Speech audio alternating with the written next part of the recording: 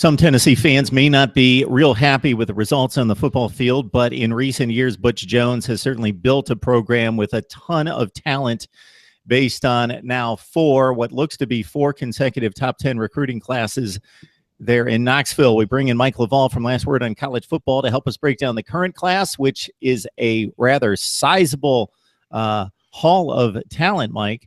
Yeah, Mark, Tennessee's got 27 commits right now, possibly have room for one more before they hit that 28 mark. Tennessee has a tendency to turn people over in the program. Several guys will leave in the offseason and during the season as well. So Butch has had four straight classes now, of four sizable classes now, as he tries to build that depth that he talks about so often. I believe each of the four classes has been 26 commits or more. So you see the turnover. Plus, Tennessee is starting to lose some of their seniors to the draft and juniors. With their seniors and their juniors to the draft starting with this year. Malone's going to be leaving for the draft. Of course, we lose the seniors: Sutton, Dobbs, Jalen Reeves-Maven, Derek Barnett's leaving early for the draft as well. So right now we look at most boards that have 27 pretty firm commits. Trey Smith apparently kind of the gold standard when it comes to the state of Tennessee is the #1 rated player at offensive tackle, regardless of position, #1 rated in Tennessee. Can you kind of run down some of the guys that stand out to you in regards to the guys that are firm commits right now? I think when you look at the firm commits, Mark, Trey Smith is obviously the person, the prospect that most people are most excited about. ESPN 300's #1 overall player.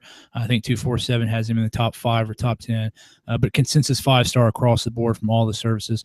So Trey Smith is a guy that you're going to look out for. He's one of the 5 early enrollees Tennessee has. Shannon Reed out of Fort Myers, Florida, is another one of the 5 early enrollees. He's an outside linebacker. That's going to be, I think, a position of need as we go into next season. So it's going to be interesting to see. He's a 3-star, but I think he's one of those guys that might surprise people. The other guy that I also think might surprise people is a guy, Ryan Thaxton out of St. Stephen's and St. Agnes out of Alexandria, Virginia. He's a defensive end. He's a little bit underweight right now. He's about 230 right now, but he's got height that's very valuable at defensive end. Again, he's one of those 3 stars that I think will come out and surprise people. I think he'll play. He'll end up having a much better career than a 3-star career at Tennessee. Tennessee hit the defensive line hard for this recruiting cycle, as they always do. The Tennessee theory is you want to be able to rotate multiple groups through that defensive line throughout a game. Hey, Mike, when looking at the next 10 days, Butch Jones obviously going to be on the trail to grab a couple more guys that are really going to fortify this class. Who would be those guys that have Tennessee listed on the short list but are kind of riding on that fence? Well, Mark, I think one of the things that's going to be different about this recruiting class at Tennessee as opposed to the last 3 or 4 recruiting classes at Tennessee is I don't think there's going to be a lot of drama on National Signing Day. Last year, we flipped Tyler Bird, or Coach Jones flipped Tyler Bird from Miami. That was probably largely due to the influence of Larry Scott, who's the new offensive coordinator.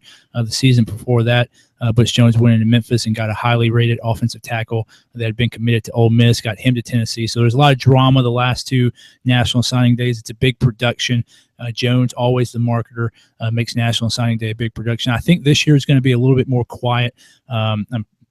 We have 5 early enrollees. Pretty confident that all the 22 commits will sign with Tennessee. The only other 2 guys out there that might change the dynamic of the National Signing Day most likely would be Travis Etienne, a running back out of Louisiana, still on the fence. Some indications are that he's heavily considering Tennessee, so I think we're in the mix there. The only other outside shot for a big splash would be LeBron Ray out of Alabama. He's a pretty solid Alabama commit, but Tennessee is still pushing hard. The only drama that Tennessee is going to have for this National Signing Day would be if one of those 2 guys commits a day or 2 before, or even waits till National Signing Day to commit. Yeah, Teen is a kid that ranks 13th at his position according to ESPN. 24/7 has him rated a little higher than that. Kid ran for 3,000 yards in 2015 with 40 touchdowns, so pretty good production there. And he's also looking at LSU and Texas A&M, runs a 4.43 40. We have a few other guys here with Ty Chandler. I know you're familiar with him, and also Malik Gray, who are top 10 at their positions in the country. And I just ran down the Tennessee commits, and in state, Butch Jones hauling in 6 of the top 8 prospects in the state of Tennessee. So keeping those kids at home and going out and grabbing some gems as well. Yeah.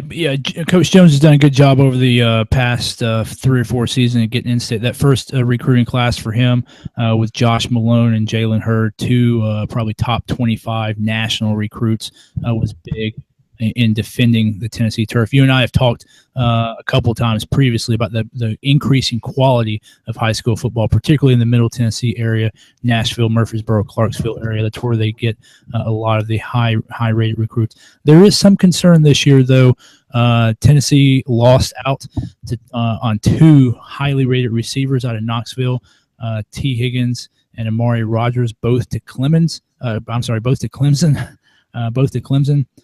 One of which is T. Martin's son, the national championship winning quarterback for Tennessee. So there was a lot of concern that we lost Rogers and Higgins to Clemson. Both of those guys practically, one of them practically in the shadow of Neyland Stadium. The other one plays at Oak Ridge, just a few minutes outside of Knoxville. We also lost the top safety at LSU out of Nashville as well. So there is some concern about the defending the state philosophy there with Coach Jones this year, particularly with 2 receivers out of Knoxville.